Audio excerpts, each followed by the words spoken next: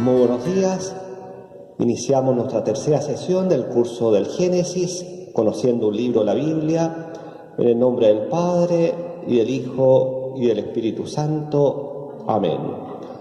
Ven, Espíritu Santo, llena los corazones de tus fieles, y enciende en ellos el fuego de tu amor. Envía, Señor, tu Espíritu, y todas las cosas serán creadas, y renovarás la faz de la tierra.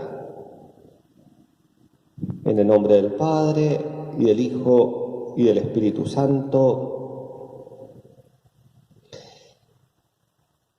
Estamos viendo los primeros 3 capítulos del Génesis que son fundamentales para comprender toda la historia de la salvación. Hablamos de la creación en la sesión pasada, la creación del mundo, la creación del hombre. Y ahora vamos a ver el tema del paraíso y el pecado original. El paraíso, en realidad, en la Biblia se conoce como el jardín del Edén, aparece en el segundo relato de la creación como una introducción a la creación del hombre, es como el espacio vital para el hombre. No podemos separar la descripción del paraíso de la descripción del pecado original. Son dos realidades que van muy unidas, porque en el fondo el autor sagrado, ¿qué es lo que busca? Busca responder a esta gran pregunta que ha inquietado por lo más siempre al ser humano. ¿Por qué la vida del hombre conoce tantas contradicciones, sufrimientos, dolores, la muerte, si el mundo proviene de un Dios bueno? Es la gran pregunta. Bueno, la Biblia va a responder a esta pregunta de 2 maneras. Primero, diciendo que Dios creó al hombre en una condición muy distinta a la condición de dolor y sufrimiento que conoce en la realidad. Y ahí está el tema del paraíso, del jardín del Edén. Y luego, la segunda parte de la respuesta es esa condición de armonía, de felicidad, el hombre la perdió por el pecado. Y ahí vamos a introducirnos en el capítulo 3, el pecado original. Entonces, esto es lo que la Biblia busca responder. ¿Cómo se explica que Dios, que creó todo bueno, y en el mundo la vida del hombre se hace a veces tan difícil? Entonces el paraíso, el jardín del Edén, nos muestra este estado originario en que Dios pensó al ser humano, esa armonía, que era una armonía en las relaciones fundamentales del hombre.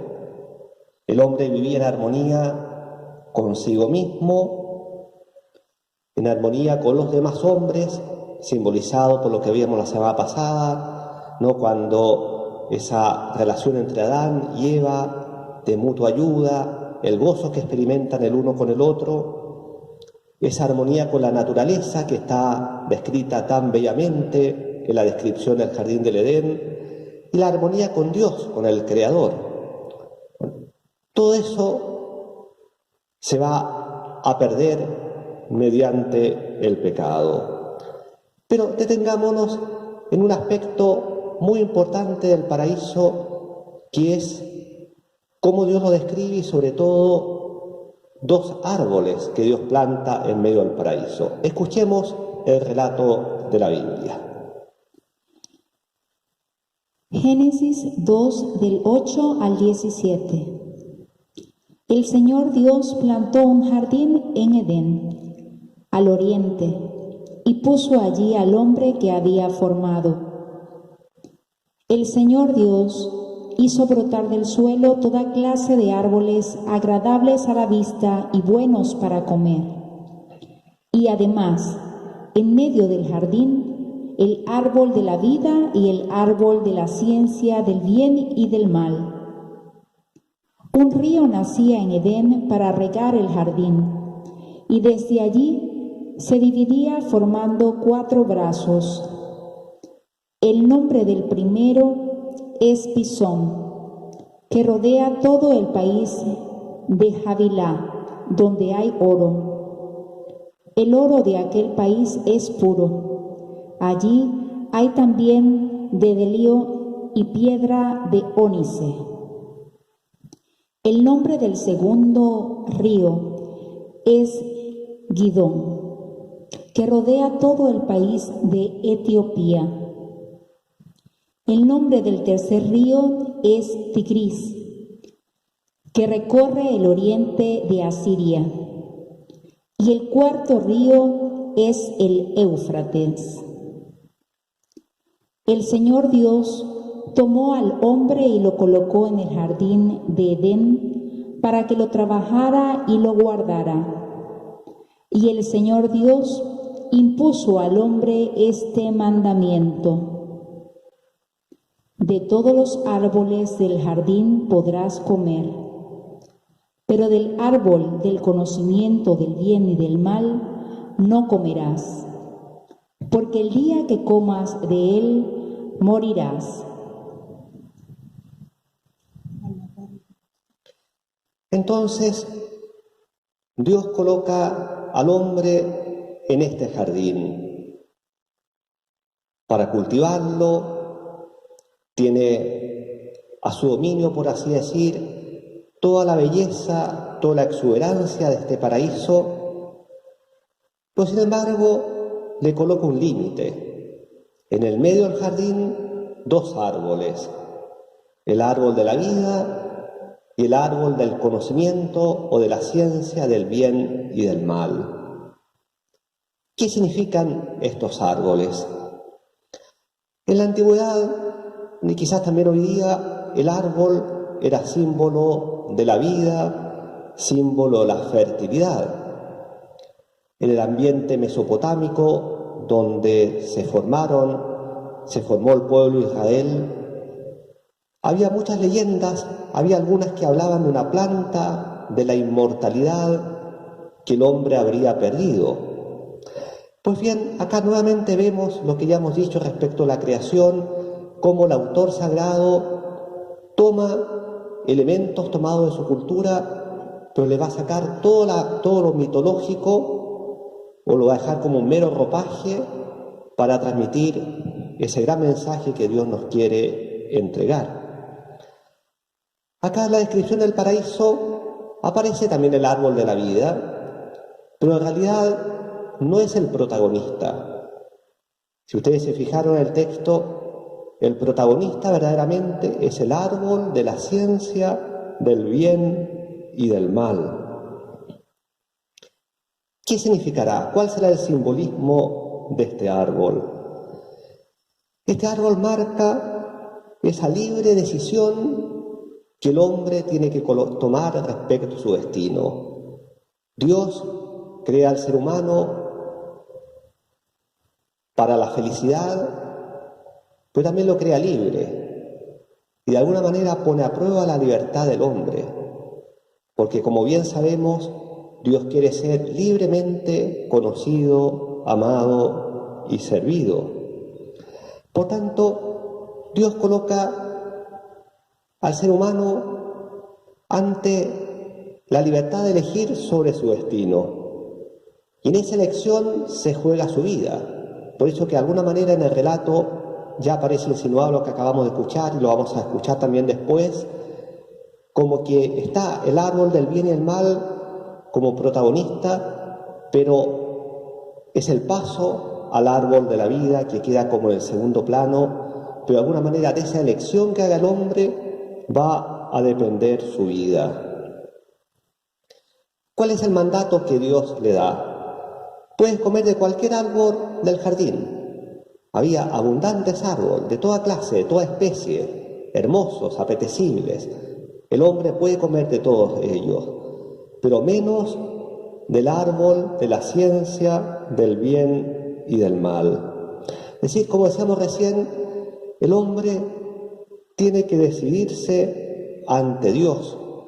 Y este mandato, que es una prohibición, marca ese límite que el hombre de alguna manera debe reconocer y no puede traspasar. ¿Cuál es ese límite? El límite de reconocerse como criatura que por tanto depende del Creador, de aceptar las leyes de Dios su Creador. Porque el mandato es no comer del árbol de la ciencia del bien y del mal. Esa ciencia, ese conocimiento, esa sabiduría, podríamos decir, el hombre la debe recibir como un don, pero no puede apropiársela por sí mismo. El hecho de comer del árbol, estirar la mano para sacar el fruto, es una manera simbólica de decir que el hombre se apropia de esta sabiduría, en vez de recibirla como un don de Dios. Es decir, en vez de aceptar de Dios como un don el camino del bien y el mal, el hombre, si se come este árbol, de alguna manera se hace dueño del bien y del mal. En fondo, es la decisión fundamental de la cual va a depender su vida. ¿Qué sucedió? Escuchemos el relato de la Escritura. La serpiente era el más astuto de todos los animales del campo que había hecho el Señor Dios, y dijo a la mujer: de modo que os ha mandado Dios que no comáis de ningún árbol del jardín. La mujer respondió a la serpiente: podemos comer del fruto de los árboles del jardín, pero Dios nos ha mandado: no comáis ni toquéis el fruto del árbol que está en medio del jardín, pues moriríais. La serpiente dijo a la mujer: no moriréis de ningún modo.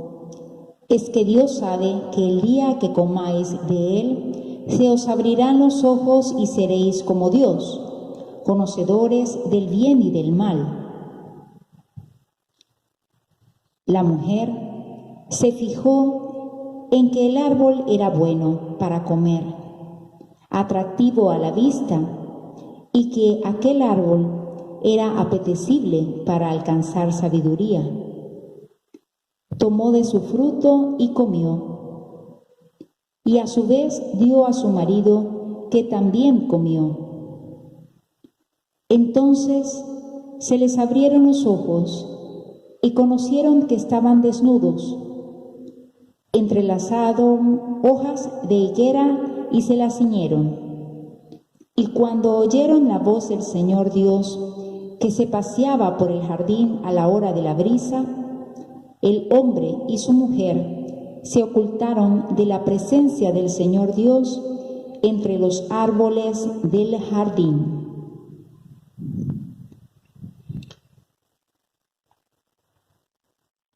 Veamos los elementos de este relato.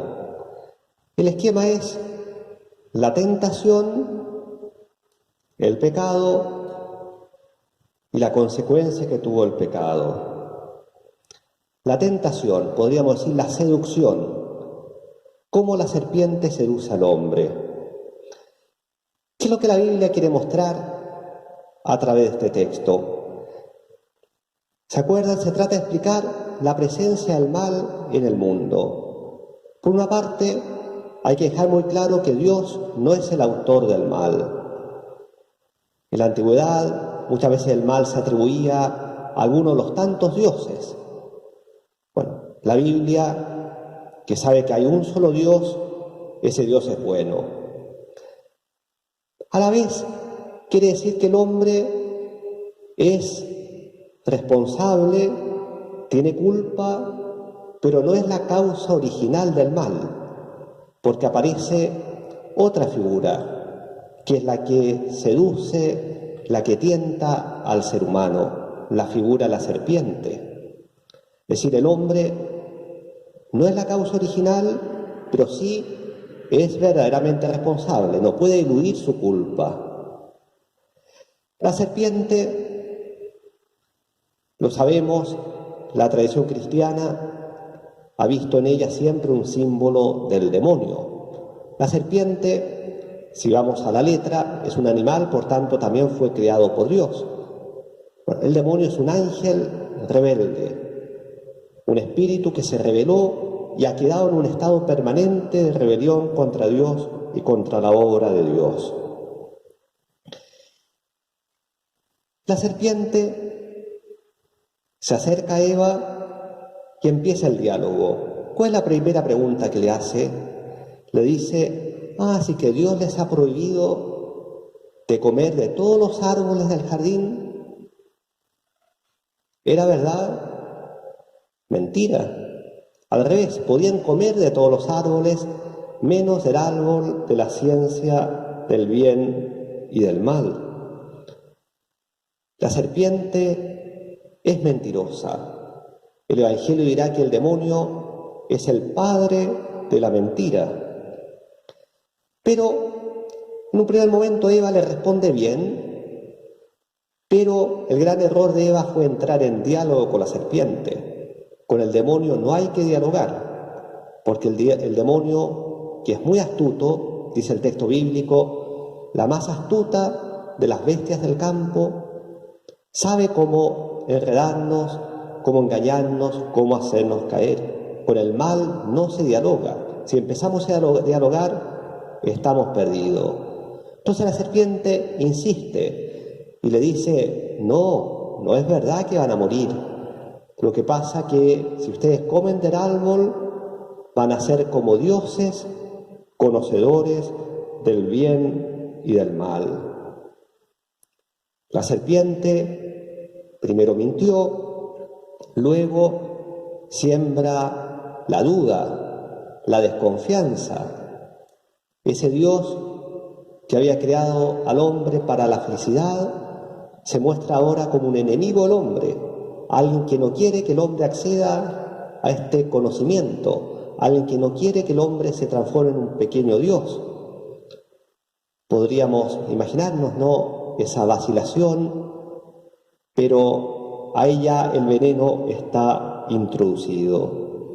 Conocedores del bien y del mal. Lo que explicábamos recién, es decir, la gran tentación es que en el fondo, que el hombre traspasa el límite de criatura, quiera hacerse a sí mismo un pequeño Dios para decidir autónomamente sobre el bien y del mal. Es la tentación de siempre. También hoy día el hombre tantas veces rechaza a Dios, en el fondo, ¿por qué? Porque no quiere aceptar la ley moral, porque quiere hacer en el fondo su voluntad, su capricho. Quiere ser autónomo, él decidir lo que está bien y lo que está mal. Es la tentación de siempre. El atribuirse la sabiduría y no recibirla como un don, como un regalo.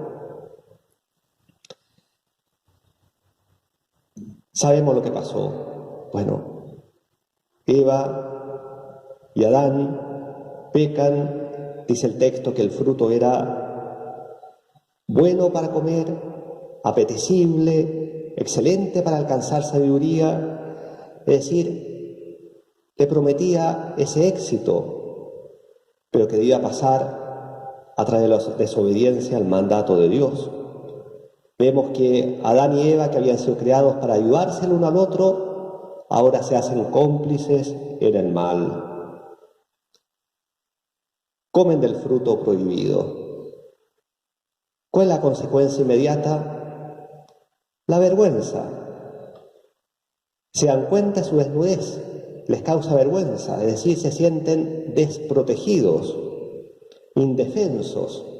La desnudez es el símbolo de esa indefensión. Y cuando Dios los llama, se esconden. Ya se rompió esa armonía con el Creador. El miedo, el temor, tienen que esconderse de Dios. Ya no es la relación de confianza.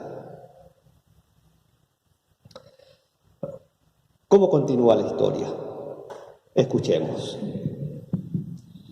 El Señor Dios llamó al hombre y le dijo, ¿dónde estás? Este contestó: oí tu voz en el jardín y tuve miedo, porque estaba desnudo, por eso me oculté.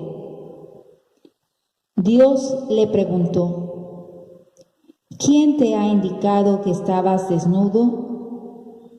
¿Acaso has comido del árbol del que te prohibí comer? El hombre contestó: la mujer que me diste por compañera me dio del árbol y comí. Entonces el Señor Dios dijo a la mujer: ¿qué es lo que has hecho? La mujer respondió: la serpiente me engañó y comí. El Señor Dios dijo a la serpiente: por haber hecho esto, maldita seas entre todas los animales y las bestias del campo. Te arrastrarás sobre el vientre y polvo comerás todos los días de tu vida.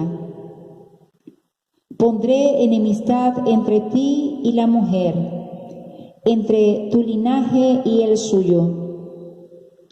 Él te herirá en la cabeza, mientras tú le herirás en el talón. A la mujer le dijo: multiplicaré los dolores de tus embarazos. Con dolor darás a luz tus hijos. Hacia tu marido tu instinto te empujará y él te dominará. Al hombre le dijo: por haber escuchado la voz de tu mujer y haber comido del árbol del que te prohibí comer, maldita sea la tierra por tu causa. Con fatiga comerás de ella todos los días de tu vida. Te producirá espinas y zarzas, y comerás las plantas del campo. Con el sudor de tu frente comerás el pan, hasta que vuelvas a la tierra, pues de ella fuiste sacado. Porque polvo eres y al polvo volverás. El hombre llamó a su mujer Eva, porque ella habría de ser la madre de todos los vivientes. El Señor dijo e hizo una túnica de piel para el hombre y su mujer y les vistió, diciendo: he aquí que el hombre ha llegado a ser como uno de nosotros en el conocimiento del bien y del mal, que ahora no extienda la mano y tome también del árbol de la vida, coma y viva para siempre. Así pues, el Señor Dios lo expulsó del jardín de Edén, para que trabajase la tierra de la que había sido tomado. Cuando lo hubo expulsado, puso al oriente del jardín de Edén querubines, blandiendo espadas flameantes, para guardar el camino del árbol de la vida.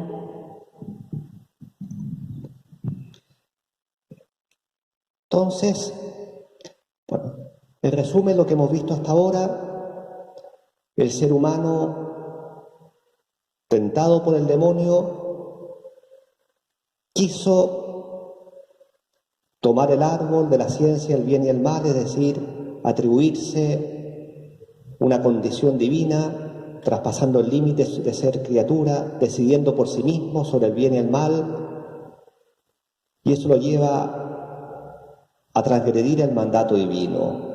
El pecado original es un acto de desobediencia, de desconfianza, porque en el fondo el hombre ya no confía que en Dios puede encontrar su felicidad, y un acto de soberbia infinita.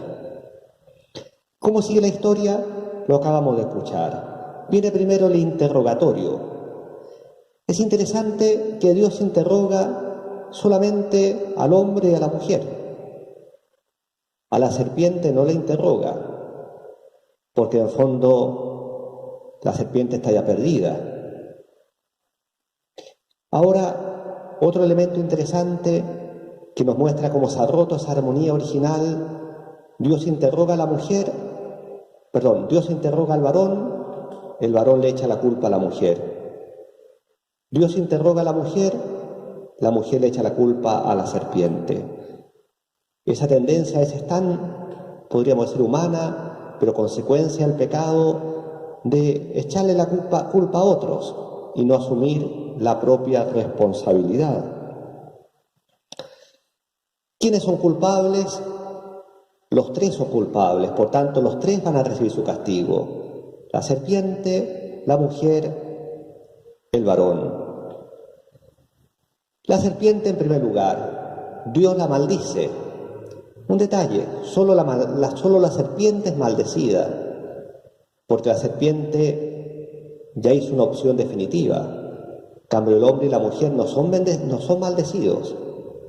De hecho, esa bendición primera que habíamos escuchado en la sesión anterior para la fecundidad se va a mantener.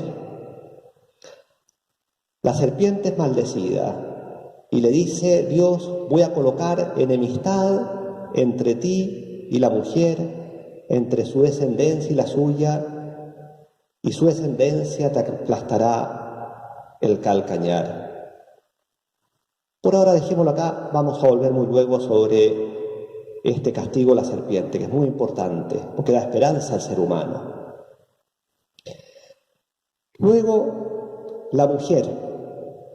La mujer se va a ver afectada en dos misiones muy importantes que Dios le había confiado: su maternidad y la relación con el varón.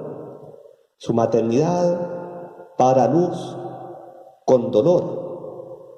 Se introduce el sufrimiento en el mundo. Y la relación con el varón se ve alterada. Esa relación que tenía que ser de ayuda, ahora se tensiona, pasa a ser una relación de dominio, marcada por el pecado. Este es un punto importante para aplicarlo también en nuestra sociedad hoy día. Cada vez toma más conciencia, y eso es un gran valor, ¿no?, de la dignidad de la mujer, de la misión de la mujer en el mundo. Bueno, todas esas relaciones de dominio, de competencia, son consecuencia del pecado. No es el plan de Dios.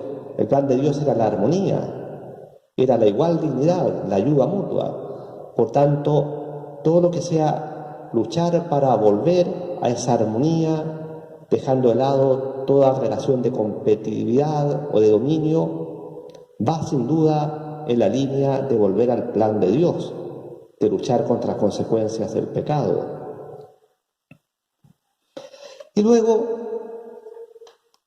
al varón, a Adán, el castigo le viene por la tierra. Esa tierra se le hace ahora hostil.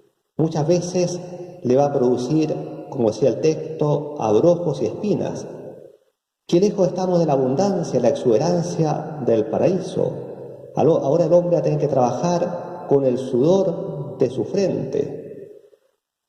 Cambia el panorama, ¿no? Y quizás lo más importante, Dios le dice que va a tener que volver a la tierra. Al polvo habrás de volver. Es decir, se introduce la muerte en la historia humana. Se introduce la muerte en la historia humana. Y finalmente, la expulsión del paraíso. El camino al árbol de la vida, es decir, a la inmortalidad, queda cerrado para siempre. El hombre es expulsado, rompe la relación con Dios.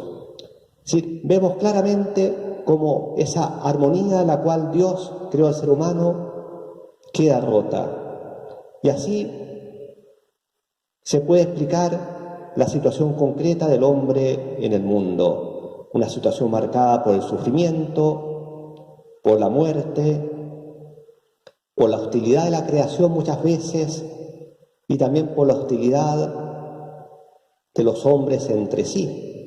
Ven ustedes como la Biblia, a través de un lenguaje simbólico, tomando incluso elementos de la cultura de la época, pero nos transmite grandes verdades. Con todo, hay algunos signos de esperanza. No todo está perdido. Y acá vamos a volver a las palabras que Dios le dirige a la serpiente. Colocaré enemistad entre ti y la mujer, entre tu descendencia y la suya, y esta, es decir, la descendencia de la mujer, te pisará la cabeza mientras tú te abalanzarás sobre su talón. Este es un texto fundamental que en la tradición cristiana se conoce como el proto-evangelio. Proto significa primera, evangelio, buena noticia, la primera buena noticia, el primer anuncio de salvación. Es decir, entre la serpiente, es decir, el demonio, el mal, y la mujer y su descendencia, hay una enemistad radical. Y la descendencia de la mujer va a aplastar la cabeza de Satanás. Nosotros, a la luz de Cristo, vemos en la descendencia de la mujer a Jesucristo, el Hijo de María, que en la cruz aplastó la cabeza de Satanás, venció la muerte, venció el pecado. Entonces, a la primera gran noticia, hay esperanza. Y también hay dos detalles que a veces se pasan por alto, pero también son una señal de esperanza. Cuando escuchamos, ¿no?, el hombre llamó a su mujer Eva por ser la madre de todo viviente, y Yahvé Dios hizo para el hombre y la mujer túnicas de piel y los vistió. Son dos pequeños detalles. Eva como madre de todos los vivientes, es decir, no es la muerte definitiva, la vida continúa en la tierra. Eva será la madre de los vivientes. Y luego Dios los cubre con pieles.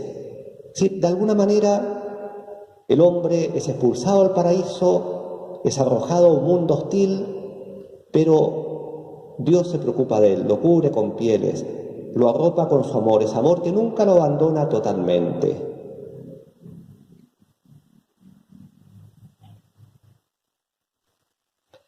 Bien, lo que hemos escuchado, lo que hemos estudiado, el capítulo 3 del libro del Génesis, es la base de la doctrina católica del pecado original. Se llama original porque está en el origen de la humanidad y a la vez es originante, es decir, ha dado origen a todo el mal y a una avalancha de pecado en el mundo. Acá, el texto del Catecismo de la Iglesia Católica, el relato de la caída utiliza un lenguaje hecho de imágenes, ¿no?, los símbolos, el árbol, el jardín, la serpiente, pero afirma un hecho que tuvo lugar al comienzo de la historia del hombre.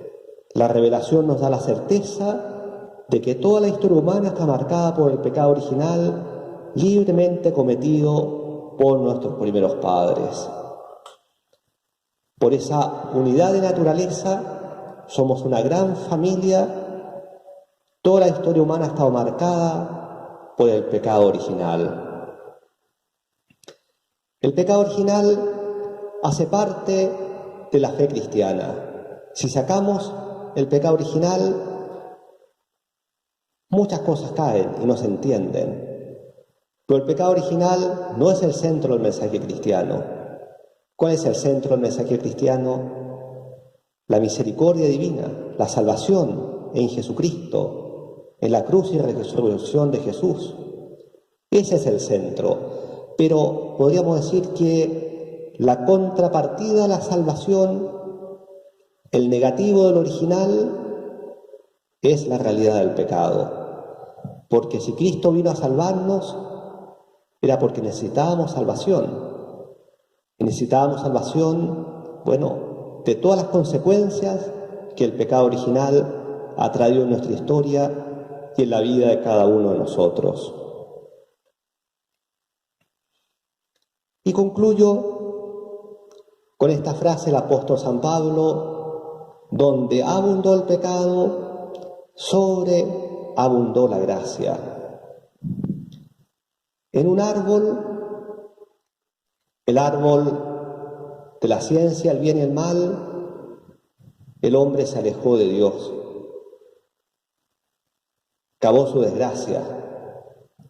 En otro árbol, el árbol de la cruz, el hombre ha sido salvado.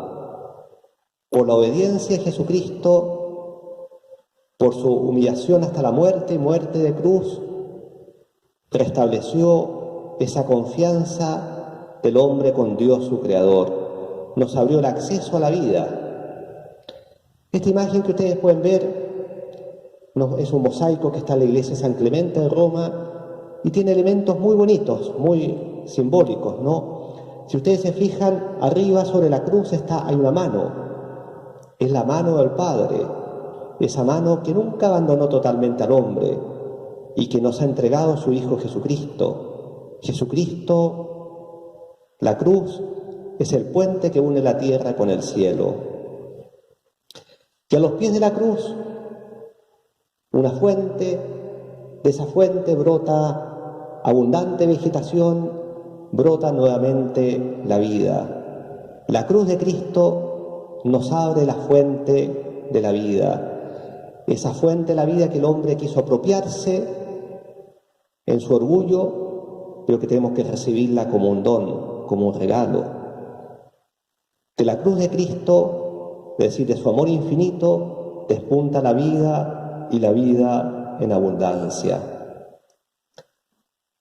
Y junto a la cruz de Cristo, la figura de la Santísima Virgen, la nueva Eva.